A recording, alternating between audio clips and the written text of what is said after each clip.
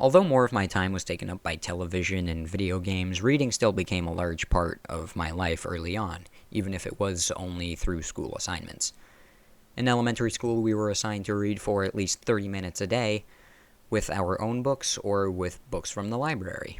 My most common books would be the Bailey School Kids series, which was a collection of short stories about a group of children attempting to uncover mysteries about their town. Such mysteries included why their gym teacher was so hairy. Maybe he's a werewolf. We would read other picture books in class together, and I was never opposed to reading out loud. I would be thrilled to raise my hand and begin reading to the class. After elementary school, I began to read longer novels, one of the first being Artemis Fowl. This is the actual copy that I received from my elementary school on the last day of 5th grade. This was a fantasy book that combined simple wording, which was important for a young student like myself at the time, and the inclusion of competent military strategy and espionage. Fairies were spies. This was an important book to me, as I could understand the ideas that were presented to me, yet still believe that they were greater than myself. The book allowed me to view fantasy and science fiction in a new perspective, and gave me an interest in the supernatural or futuristic, since this book included both. Even now, I'm still reading books of the same genre, exploring stories that are beyond what I could previously comprehend. I've become moved by these stories that I have read, providing inspiration to my own endeavors even if they don't include writing.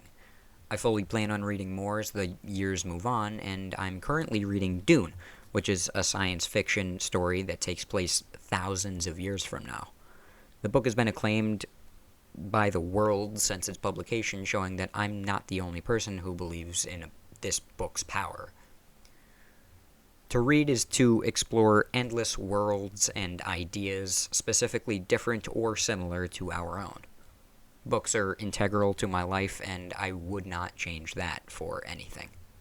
Now for the fun part of everything, the part that I'm going to have to edit the most. I'm going to go through each of the books that I have read since beginning high school, which is under 30, but more than 20. So right here I have American Born Chinese by Jean Luen Yang, Rumblefish by Jesse Hinton, Godless by Pete Houtman, Fahrenheit 451 by Ray Bradbury, A Raisin in the Sun by Lorraine Hansberry, The Giver by Lois Lowry, I Am America and So Can You by Stephen Colbert, The Great Gatsby by F. Scott Fitzgerald, The Infinity Gauntlet by Jim Starlin, and The Hobbit by J.R.R. Tolkien. All of those in 9th grade.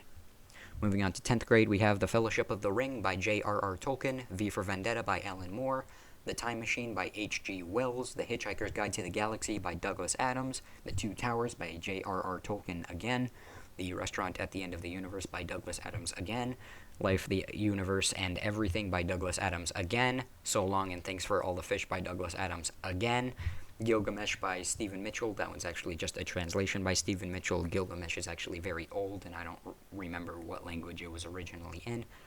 Things Fall Apart by Chinua Achebe. I'm probably pronouncing that wrong. I'm very sorry. And Tumba by Mira Canyon. And finally, in 11th grade, Strange Case of Dr. Jekyll and Mr. Hyde by R.L. Stevenson, and Educated by Tara Westover. I have only read 2 other books this year. Oh, wait. I'm reading Dune.